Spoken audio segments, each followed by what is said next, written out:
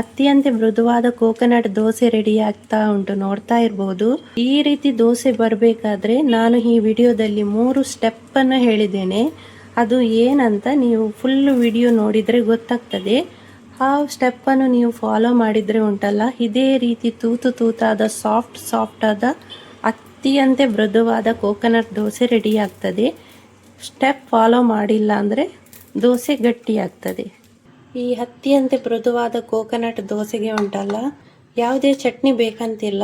ಬೆಳಗ್ಗಿನ ಬ್ರೇಕ್ಫಾಸ್ಟ್ಗೆ ಚಾಯ್ ಜೊತೆ ಇದನ್ನು ರುಚಿಯಾಗಿ ತಿನ್ಬೋದು.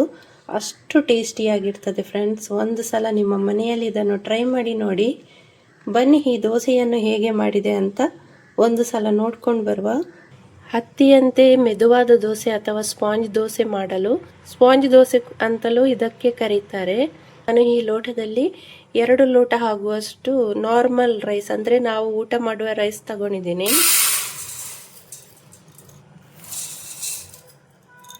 ಇವಾಗ ಇದನ್ನು 2-3 ಸಲ ಚೆನ್ನಾಗಿ ತೊಳೆದು ಕ್ಲೀನ್ ಮಾಡಬೇಕು. ಇದೆಲ್ಲ ಚೆನ್ನಾಗಿ ಕ್ಲೀನ್ ಆಗಿದೆ. ಬೇರೆ ನೀರು ಹಾಕಿ ಇಟ್ಟಿದ್ದೇನೆ. 4 to 5 ಅವರ್ಸ್ ಇದು ಹೀಗೇನೆ ನೆನೆಬೇಕು. ಇದು ಸ್ವಲ್ಪ ಸಾಫ್ಟ್ ಆದ್ರೆ ನುಣ್ಣಗೆ ರುಬ್ಲಿಕ್ಕೆ ಆಗ್ತದೆ. ಅದಕ್ಕೋಸ್ಕರ 4 to 5 ಅವರ್ಸ್ ಇಡ್ತಿದ್ದೇನೆ. ಈಗ 5 ಅವರ್ಸ್ ಆಯ್ತು. ನಮ್ಮ ರೈಸ್ ಕೂಡ ಚೆನ್ನಾಗಿ ಸಾಫ್ಟ್ ಆಗಿದೆ, ನೋಡ್ತಾ ಇರ್ಬೋದು. 5 ಅವರ್ಸ್ ಚೆನ್ನಾಗಿ ನೆನೆದಿದೆ. ಇವಾಗ ಇದರ ನೀರನ್ನು ತೆಗೆದು ವಾಪಸ್ ಬೇರೆ ನೀರು ಹಾಕೊಳ್ತೀನಿ. ಇಲ್ಲಿ ಇನ್ನೊಂದು ಪಾತ್ರೆಗೆ ಗಟ್ಟಿ ಅವಲಕ್ಕಿಯನ್ನು ಸ್ವಲ್ಪ ಹಾಕೊಳ್ತೀನಿ. 1 ಕಪ್ ಆಗುವಷ್ಟು ಅವಲಕ್ಕಿ ಹಾಕೊಳ್ತೀನಿ. ಇವಾಗ ಇದು 2 ರಿಂದ 3 ನಿಮಿಷ ಆಗುವಷ್ಟು ಚೆನ್ನಾಗಿ ನೆನೆಯಬೇಕು. ಯಾಕೆಂದ್ರೆ ಇದು ಸ್ವಲ್ಪ ಗಟ್ಟಿ ಇದೆ ಅವಲಕ್ಕಿ. ಇದು ಪೇಪರ್ ಅವಲಕ್ಕಿ ಅಲ್ಲ, ನಾನು ಗಟ್ಟಿ ಅವಲಕ್ಕಿ ತಗೊಂಡದ್ದು, ಹಾಗಾಗಿ ಸ್ವಲ್ಪ ನೆನೆಬೇಕಿದು. ಇವಾಗ ಮಿಕ್ಸಿ ಜಾರಿಗೆ ನೆನೆಸಿದ ಅಕ್ಕಿ ಎಲ್ಲ ಹಾಕೊಳ್ತಿದ್ದೀನಿ. ಇದನ್ನು 2 ಬ್ಯಾಚ್ ಆಗಿ ರುಬ್ಕೊಳ್ಳುವ. ಯಾಕೆಂದ್ರೆ ಒಂದೇ ಸಲ ಅದು ಸಾಫ್ಟ್ ಆಗಿ ಬರುವುದಿಲ್ಲ, ಅದಕ್ಕೋಸ್ಕರ 2 ಬ್ಯಾಚ್ ಆಗುವಷ್ಟು ರುಬ್ಕೊಳ್ತೀನಿ. ಇದಕ್ಕೇನೆ ತೆಂಗಿನಕಾಯಿ ತುರಿ ಕೂಡ ಹಾಕೊಳ್ತಿದ್ದೀನಿ. ಇದಕ್ಕೀಗ ಸ್ವಲ್ಪ ನೀರು ಹಾಕೊಂಡು ನುಣ್ಣಗೆ ರುಬ್ಕೊಳ್ತೀನಿ. ನೋಡಿ, ಇಲ್ಲಿ ರುಬ್ಬಿದ ಬ್ಯಾಟರ್ ರೆಡಿ ಆಯ್ತು. ಎಷ್ಟು ನುಣ್ಣಗೆ ರುಬ್ಬಿದೆ ಅಲ್ವಾ? ಈ ರೀತಿ ಬರಬೇಕು ಬ್ಯಾಟರ್, ನುಣ್ಣಗೆ ಆಗ್ಬೇಕು. ಆವಾಗ ದೋಸೆ ಕೂಡ ಸಾಫ್ಟ್ ಆಗಿ ಬರ್ತದೆ. ಇನ್ನೊಂದು ಪಾತ್ರೆಗೆ ಸ್ವಲ್ಪ ದೊಡ್ಡ ಪಾತ್ರೆ ತಗೊಳ್ಳಿ. ಇದಕ್ಕೆ ಈ ಬ್ಯಾಟರನ್ನು ಹಾಕೊಳ್ತಿದ್ದೀನಿ. ಇವಾಗ ಇನ್ನೊಂದು ಬ್ಯಾಚ್ ಅಲ್ಲಿ ರುಬ್ಕೊಳ್ಳುವ. ಅಕ್ಕಿಯನ್ನು ಹಾಕೊಳ್ತಿದ್ದೀನಿ. ವಾಪಸ್ ತೆಂಗಿನಕಾಯಿ ತುರಿ ಹಾಕೊಳ್ತಿದ್ದೀನಿ.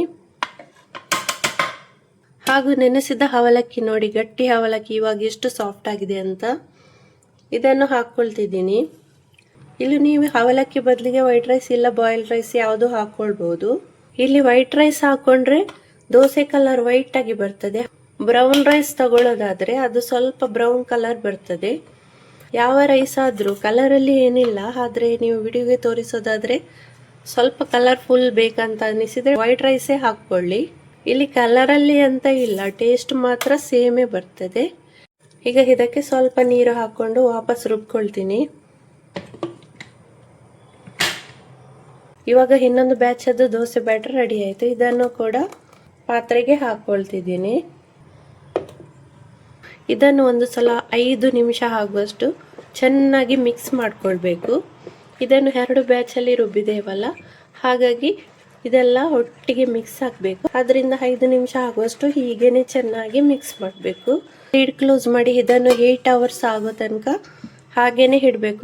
ನಾನಿದು ಬೆಳಗಿನ ತಿಂಡಿಗೆ ಮಾಡೋದ್ರಿಂದ ನೈಟ್ ಇಡೀ ಹೀಗೇನೆ ರೆಸ್ಟ್ಗೆ ಬಿಡ್ತೇನೆ. ಇವಾಗ ಬೆಳಗ್ಗಿನ ಜಾವ ನೋಡ್ತಾ ಇರ್ಬೋದು ನಮ್ಮ ದೋಸೆ ಹಿಟ್ಟು ಎಷ್ಟು ಚಂದ ಉಬ್ಬಿ ಬಂದಿದೆ ಅಂತ. ನೋಡಿ ಎಷ್ಟು ಚಂದ ಉಬ್ಬಿ ಬಂದಿದೆ. ಇವಾಗ ಇದಕ್ಕೆ ಸ್ವಲ್ಪ ಉಪ್ಪು ಹಾಕೊಳ್ತಿದ್ದೀನಿ. ಉಪ್ಪು ಹಾಕಿ ಇದನ್ನು ಸ್ವಲ್ಪ ಮಿಕ್ಸ್ ಮಾಡ್ಕೊಳ್ಬೇಕು. ಮತ್ತು ದೋಸೆ ಇನ್ನಷ್ಟು ಅತ್ಯಂತ ಸಾಫ್ಟ್ ಆಗಿ ಬರಲು 1 ಸ್ಪೂನ್ ಆಗುವಷ್ಟು ಸಕ್ಕರೆ ಹಾಕೊಳ್ತಿದ್ದೀನಿ. ಇದರಿಂದ ಕಲರ್ ಕೂಡ ಚೆನ್ನಾಗಿ ಬರ್ತದೆ, ದೋಸೆ ಕೂಡ ಸಾಫ್ಟ್ ಆಗ್ತದೆ. ಇದನ್ನು ಹಾಗೆ ಚೆನ್ನಾಗಿ ಮಿಕ್ಸ್ ಕೊಡಿ. ಮತ್ತು ಅರ್ಧ ಟೀ ಸ್ಪೂನ್ ಆಗುವಷ್ಟು ಸೋಡಾ ಪುಡಿ ಹಾಕೊಳ್ತಿದ್ದೀನಿ. ಇದು ನಾವು ಇಡ್ಲಿಗೆ ಎಲ್ಲ ಹಾಕ್ತೇವಲ್ಲ ಅದೇ ಪುಡಿ. ಇದನ್ನು ಹಾಕಿ ಮಿಕ್ಸ್ ಮಾಡಬೇಕು. ಚೆನ್ನಾಗಿ ಒಂದು 5 ನಿಮಿಷ ಆಗುವಷ್ಟು ಹೀಗೇನೆ ಕೈ ಆಡಿಸ್ತಾ ಇರಬೇಕು. ಕೈಯನ್ನು ಬಿಡಲಿಕ್ಕೆ ಇಲ್ಲ ಇಲ್ಲಿ. ಇವಾಗ 5 ನಿಮಿಷ ಆಯಿತು. ಒಂದು 15 ಮಿನಿಟ್ ಆಗುವಷ್ಟು ಇದನ್ನು ಇವಾಗ ಹೀಗೆ ರೆಸ್ಟಿಗೆ ಬಿಡುವ.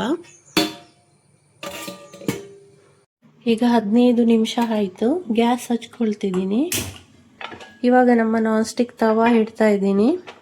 ಇಲ್ಲಿ ಗ್ಯಾಸ್ ಫ್ಲೇಮ್ ಮೀಡಿಯಂ ಹದದಲ್ಲಿ ಇಡಬೇಕು. ಸ್ವಲ್ಪ ಆಯಿಲ್ ಹಾಕ್ಕೊಳ್ತಿದ್ದೀನಿ. ಇದನ್ನು ಇವಾಗ ಎಲ್ಲ ಕಡೆ ಸ್ಪ್ರೆಡ್ ಮಾಡ್ಕೊಳ್ಬೇಕು. ತವಾದು ಟೆಂಪರೇಚರ್ ನಾರ್ಮಲ್ ಹದದಲ್ಲಿ ಉಂಟು. ಇವಾಗ ದೋಸೆ ಹಾಕ್ಕೊಳ್ತಿದ್ದೀನಿ.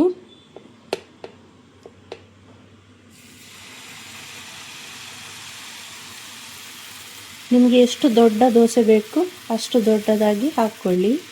ಇದನ್ನು ಸ್ವಲ್ಪ ಹೀಗೆ ಸ್ಪ್ರೆಡ್ ಮಾಡಿದರೆ ಆಯಿತು. ನೋಡಿ, ನಮ್ಮ ದೋಸೆಯಲ್ಲಿ ತೂತು ತೂತು ಬರ್ತಾ ಉಂಟು. ಹೀಗೆ ತೂತು ತೂತು ಆದರೆ ಸಾಫ್ಟ್ ಆಗಿದೆ ಅಂತ ಅರ್ಥ. ಇವಾಗ ಲಿಡ್ ಕ್ಲೋಸ್ ಮಾಡಿ ಒಂದು 2 ನಿಮಿಷ ಇದನ್ನು ಬೇಯಿಸ್ಕೊಳ್ಬೇಕು. ಇಲ್ಲಿ ನೀವು ಮೇಲ್ಗಡೆ ಬೇಕಾದರೆ ತುಪ್ಪ ಹಾಕ್ಕೊಳ್ಬೋದು, ಇಲ್ಲ ಬೇಡದವರು ಹಾಕೊಳ್ಳೋದು ಏನು ಬೇಡ. ನನಗೆ ಬೇಕು ಸ್ವಲ್ಪ ತುಪ್ಪ ಹಾಕಿದರೆ ಜಾಸ್ತಿನೇ ಟೇಸ್ಟಿಯಾಗಿ ಬರ್ತದೆ. ಕೆಲವರು ಇದಕ್ಕೆ ಏನು ಹಾಕ್ಕೊಳ್ಳೋದಿಲ್ಲ, ಹೀಗೇನೆ ತಿಂತಾರೆ. ಸ್ವಲ್ಪ ತುಪ್ಪ ಇದ್ದರೆ ಟೇಸ್ಟಿ ಜಾಸ್ತಿಯಾಗಿ ಬರ್ತದೆ. ಇವಾಗ ನಮ್ಮ ದೋಸೆ ಬೆಂದಿದೆ, ನೋಡ್ತಾ ಇರ್ಬೋದು. ಇದನ್ನು ಉಲ್ಟಾ ಹಾಕಿ ಬೇಯಿಸ್ಬೇಕಂತೇನಿಲ್ಲ, ಆದರೆ ಉಲ್ಟಾ ಹಾಕಿದರೆ ಕ್ರಿಸ್ಪಿಯಾಗಿ ಇನ್ನೂ ಚೆನ್ನಾಗಿರ್ತದೆ. ಕ್ರಿಸ್ಪಿ ದೋಸೆ ಬೇಕನ್ನಿಸುವವರು ಇದನ್ನು ಉಲ್ಟಾ ಹಾಕಿ ಕೂಡ ಬೇಯಿಸ್ಬೋದು. ನೋಡಿ ಎಷ್ಟು ಚಂದ ದೋಸೆ ಬಂದಿದೆ ಅಂತ. ಈಗ ಟೆಂಪ್ರೇಚರ್ ಜಾಸ್ತಿ ಉಂಟು. ಟೆಂಪ್ರೇಚರ್ ಹದಕ್ಕೆ ಬರೋದಕ್ಕೋಸ್ಕರ ಸ್ವಲ್ಪ ನೀರು ಹಾಕ್ಕೊಂಡಿದ್ದೀನಿ. ಹೀಗೆ ನೀರು ಹಾಕ್ಕೊಂಡ್ರೆ ಉಂಟಲ್ಲ ಸರಿ ಆಗ್ತದೆ, ಇಲ್ಲಾದರೆ ದೋಸೆ ಕರಿದು ಹೋಗ್ತದೆ. ವಾಪಸ್ ಇನ್ನೊಂದು ದೋಸೆ ಹಾಕ್ತಿದ್ದೀನಿ.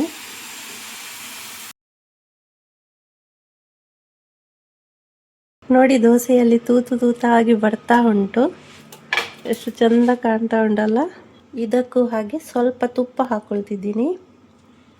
ಅತ್ಯಂತ ಸಾಫ್ಟ್ ಆದ ಇನ್ನೊಂದು ದೋಸೆ ಕೂಡ ರೆಡಿ ಆಯಿತು, ನೋಡ್ತಾ ಇರ್ಬೋದು. ಈ ದೋಸೆಗೆ ಚಟ್ನಿ ಏನೂ ಬೇಡ, ಇದನ್ನು ಹೀಗೇನೆ ತಿನ್ಬೋದು. ಇದು ಚಾಯ್ ಜೊತೆ ತುಂಬಾ ಟೇಸ್ಟಿಯಾಗಿರ್ತದೆ ಫ್ರೆಂಡ್ಸ್. ಯಾಕೆಂದರೆ ಇದಕ್ಕೆ ಉಂಟಲ್ಲ ನಾವು ತೆಂಗಿನಕಾಯಿ ತುರಿಯನ್ನು ತುಂಬಾ ಹಾಕಿದ್ದೇವೆ, ಆದ್ದರಿಂದ ಅದರ ಟೇಸ್ಟ್ ಇದರಲ್ಲಿ ತುಂಬಾ ಚೆನ್ನಾಗಿ ಬರುತ್ತೆ. ಈಗ ಇದು ರೆಡಿ ಆಯಿತು, ನೋಡ್ತಾ ಇರ್ಬೋದು. ಇದನ್ನು ಹಾಗೆ ಪ್ಲೇಟಿಗೆ ಹಾಕ್ಕೊಳ್ತೀನಿ. ನೋಡಿ 3 ದೋಸೆ ಎಷ್ಟು ಸಾಫ್ಟಾಗಿ ಬಂದಿದೆ ಅಂತ. ಈ ಥರ ಸಾಫ್ಟಾಗಿ ಬರೋದಕ್ಕೆ ನಾವು ನಮ್ಮ ಮೆಥಡನ್ನು ಕರೆಕ್ಟಾಗಿ ಫಾಲೋ ಮಾಡಿದರೆ ಆಯಿತು. ಈ ಅಕ್ಕಿಯನ್ನು 2 ಗಂಟೆಗೆ ನೆನೆಸಿಟ್ಟಿದ್ದೆ. 7 ಗಂಟೆಗೆ ನಾನು ಇದನ್ನು ಗ್ರೈಂಡ್ ಮಾಡಿದೆ. ಗ್ರೈಂಡ್ ಮಾಡಿದ ನಂತರ ಫುಲ್ ನೈಟ್ ಇದನ್ನು ಫರ್ಮೆಂಟೇಷನ್ಗೆ ಇಟ್ಟೆ. ಬೆಳಿಗ್ಗೆ ಆಗುವಾಗ ಇದಕ್ಕೆ ಉಪ್ಪು ಮತ್ತು ಸಕ್ಕರೆ ಸೋಡಾ ಹಾಕಿ ಚೆನ್ನಾಗಿ ಮಿಕ್ಸ್ ಮಾಡಿ ಇದನ್ನು 15 ಮಿನಿಟ್ಸ್ ವಾಪಸ್ ಹಾಗೇನೆ ಇಟ್ಟೆ. ನಂತರ ದೋಸೆ ಮಾಡಿದೆ. ಈ 3 ಸ್ಟೆಪ್ಪನ್ನು ಚೆನ್ನಾಗಿ ಫಾಲೋ ಮಾಡಿದರೆ ಉಂಟಲ್ಲ, ಕೋಕೋನಟ್ ದೋಸೆ ಈ ರೀತಿಯಾಗಿ ಸಾಫ್ಟಾಗಿ ಹತ್ತಿಯಂತೆ ಬರ್ತದೆ. ಬೆಳಗ್ಗಿನ ಬ್ರೇಕ್ಫಾಸ್ಟಿಗೆ ಚಾಯ್ ಜೊತೆ ಇದನ್ನು ರುಚಿಯಾಗಿ ತಿನ್ಬೋದು. ಅಷ್ಟು ಟೇಸ್ಟಿಯಾಗಿರ್ತದೆ ಫ್ರೆಂಡ್ಸ್. ಒಂದು ಸಲ ನಿಮ್ಮ ಮನೆಯಲ್ಲಿ ಇದನ್ನು ಟ್ರೈ ಮಾಡಿ ನೋಡಿ.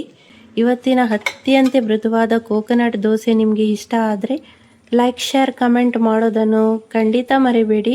ಮತ್ತೆ ನನ್ನ ಚಾನಲ್ಗೆ ಸಬ್ಸ್ಕ್ರೈಬ್ ಕೂಡ ಆಗಿ ಮುಂದಿನ ಹೊಸ ರೆಸಿಪಿಯೊಂದಿಗೆ ಭೇಟಿಯಾಗೋಣ. ಅಲ್ಲಿ ತನಕ ಬಾಯ್.